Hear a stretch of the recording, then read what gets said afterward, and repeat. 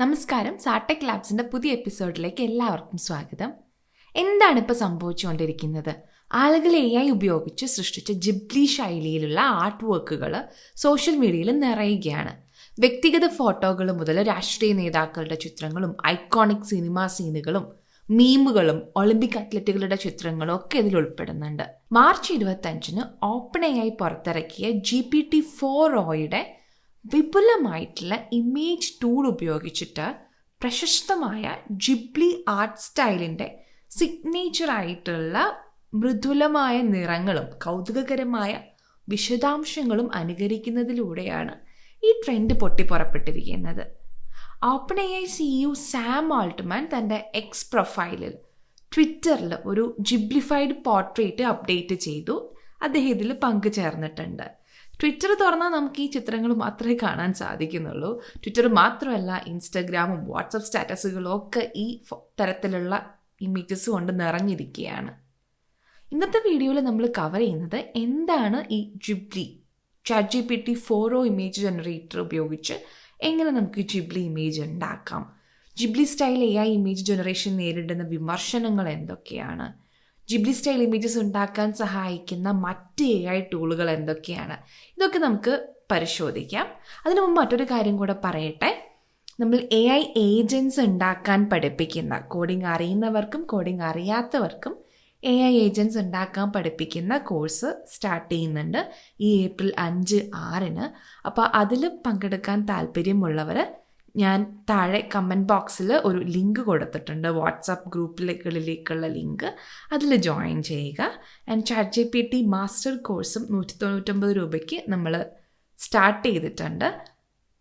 അതിൽ ജോയിൻ ചെയ്യാൻ താല്പര്യമുണ്ടെങ്കിലും നമുക്ക് താഴെ കമൻറ്റിൽ അറിയിക്കുക. ഓക്കെ, അപ്പോൾ നമുക്ക് ഇന്നത്തെ വീഡിയോയിലേക്ക് കടക്കാം.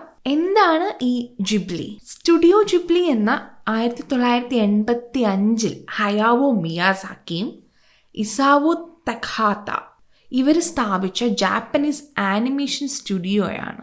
അവർ നിർമ്മിച്ച സിനിമകൾ, പ്രത്യേകിച്ച് My Neighbour Totoro, Spirited Away, Howl's Moving Castle തുടങ്ങിയവ ആഗോള ശ്രദ്ധ നേടിയവയാണ്.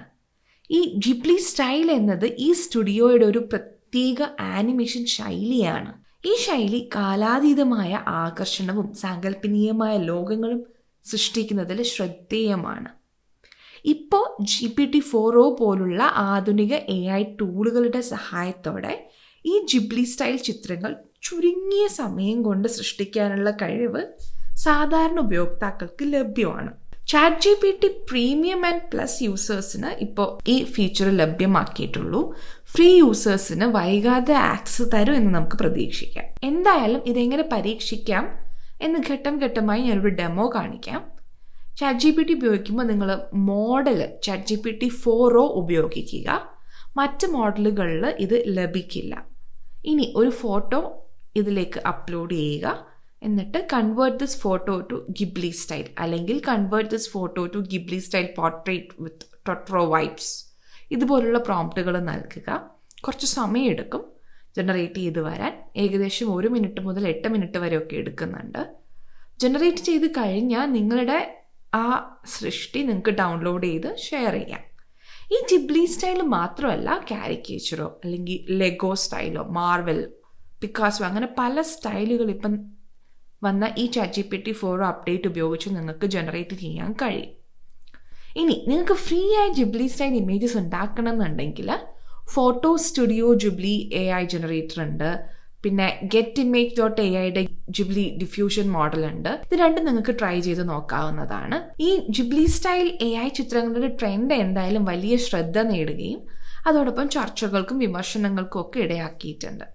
ഇപ്പോഴത്തെ ഈ ട്രെൻഡ് കോപ്പിറൈറ്റ്, പകർപ്പവകാശ ലംഘനത്തിന് സാധ്യത ഉണ്ടാക്കുകയും മനുഷ്യ കലാകാരന്മാരുടെ മൂല്യം, അവരുടെ വാല്യൂ കുറയ്ക്കുകയും ചെയ്യുന്നുവെന്ന് വിമർശകർ വാദിക്കുന്നുണ്ട്.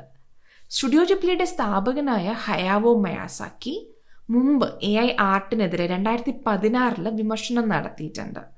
2016 AI ആനിമേഷനെ ആൻ ഇൻസൾട്ട് ടു ലൈഫ് എന്ന് വിളിച്ച മിയാസാക്കിയുടെ നിലപാട് ശ്രദ്ധേയമായിരുന്നു അന്ന്.